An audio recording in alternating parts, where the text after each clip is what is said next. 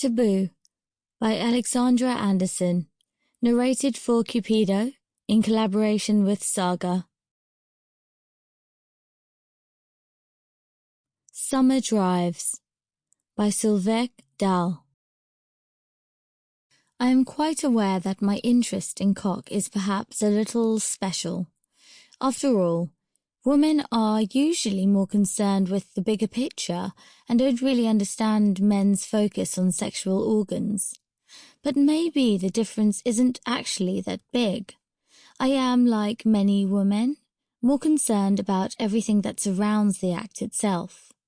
The flirting and caring, the foreplay, caresses and kisses on the neck.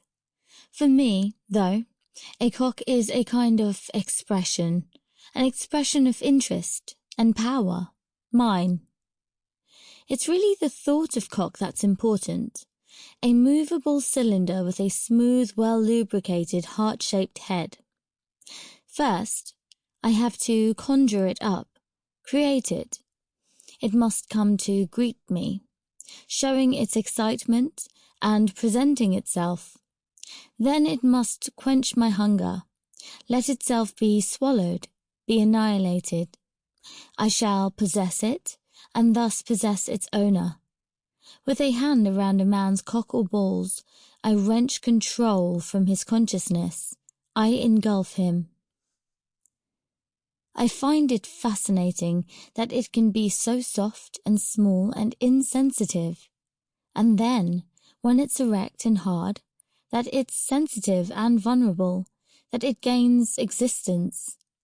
Now it stands to strain upwards with a loosened fly, roaring as if it was wild and high, but it is also very sensitive. A little while ago, it was just slightly swollen and red at the tip, not waving around, but peering about inside a pair of shorts for the person sitting in the right position and looking for it. Just curiously, apparently, but actually quite turned on. We were accompanied in the little boat on the way out here by my brother, sister-in-law, and their handsome daughters. Ebba, his brother's wife, is buxom and shapely too, and still quite firm although she's in her mid-40s. As things stood, it would have cost me a great deal to hop right on board. I need foreplay. That's not what I mean. But my notion of cock, my thoughts about it, is at the core of such foreplay. I think a lot of women haven't quite realized what they can do to make themselves horny. For me, it's no big deal, but I think it's because I'm aware of it and allow it to happen. Then it happens all on its own. My lover shows both enthusiasm and interest in his approach towards me. He also exhibits both sensitivity and technique when he dives inside my loose knee-length summer skirt. He strokes my thighs and bottom, gently nipping my lips, building up a rumbling landscape with his tongue and fingers. Far inside, then playing with my clit, teasing around my bumhole. He knows I am a whole woman, not just sexual parts. He fools about with my fingers, sniffs in my armpits, plays crazily with my earlobes, teasing and thrilling. But my thoughts are dancing about a swinging lance, lightening sharp and sliding frictionlessly into my buttery flesh.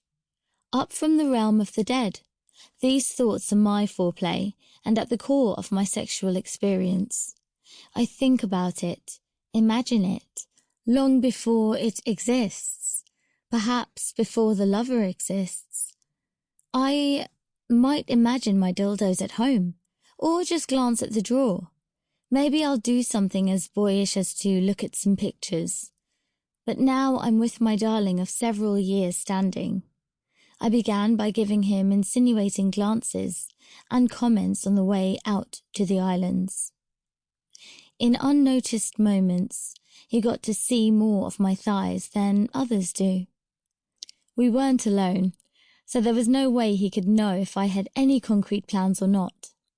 But he must have Sample complete. Ready to continue?